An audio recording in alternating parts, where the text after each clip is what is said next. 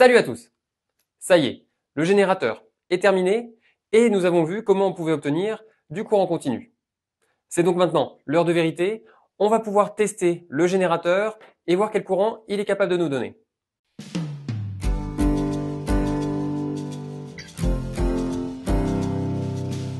Dans cette vidéo, je vais vous présenter des mesures de tension et d'intensité que j'ai réalisées sur 5 circuits différents et je terminerai par les calculs de puissance qui correspondent.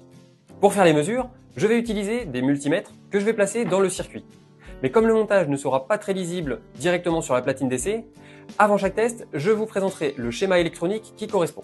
Pour rappel, tous les circuits utilisés pour les tests comporteront une partie commune composée du générateur, du pont redresseur et du condensateur. Et toutes les mesures seront réalisées sur du courant continu. Et c'est parti! Le premier test consiste à mesurer la tension à vide que peut nous fournir le générateur. En fait, aucun conducteur ne va relier la borne plus à la borne moins, ce qui fait que le générateur va se contenter de charger le condensateur. Et c'est cette tension-là qu'on va pouvoir mesurer. Pour ça, il suffit de paramétrer le multimètre en voltmètre et de le positionner entre le plus et le moins. Je commence à tourner et on voit que plus la vitesse de rotation augmente, plus la tension augmente.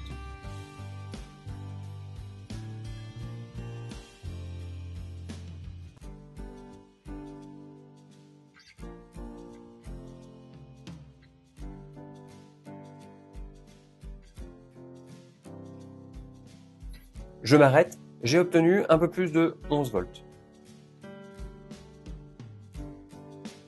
Le deuxième test vise à mesurer le courant qu'est capable de fournir le générateur lorsqu'il est en court-circuit.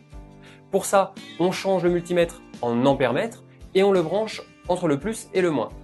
C'est lui qui va jouer le rôle de conducteur et mesurera le courant qui va passer. Je commence à tourner et là on voit que plus la vitesse de rotation augmente, plus le courant augmente.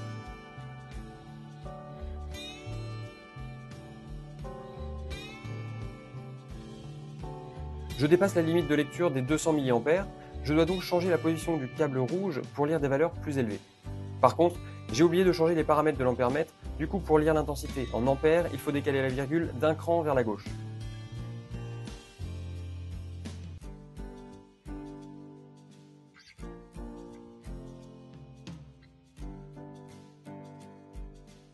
Avec le troisième test, je vais enfin faire des mesures simultanées de tension et d'intensité.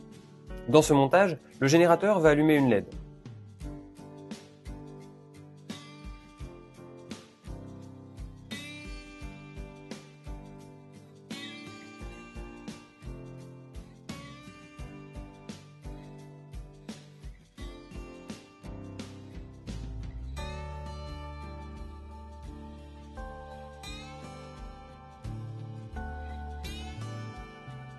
Le test numéro 4 est lui aussi à base de LED, mais il va demander un peu plus de puissance pour fonctionner. Ici, j'ai 3 groupes de LED blanches.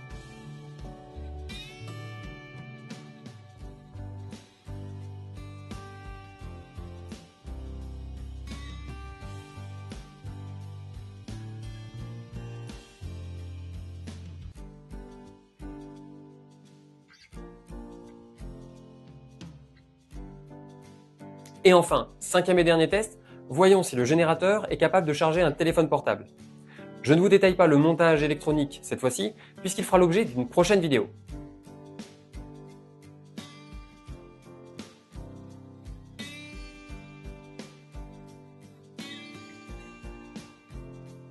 Après quelques secondes à 5 volts, le portable se met en mode charge et le courant se met à circuler.